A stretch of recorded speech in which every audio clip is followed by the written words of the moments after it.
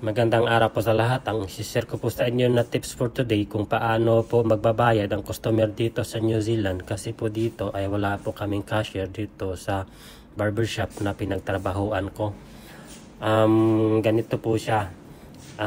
Ilagay nyo lang po yung password.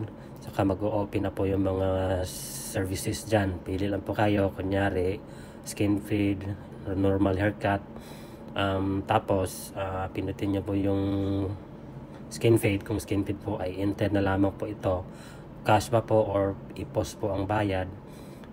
Pagkatapos po enter. Tapos yon mag-paywave na po yung customer. Tapos ililista na po namin dito sa notebook. Kung nagustuhan niyo po ang video ko, paki-like and subscribe na din po sa aking YouTube channel, Buhay Barbero sa New Zealand. Para updated po kayo sa mga susunod kong video. Salamat po sa lahat. God bless.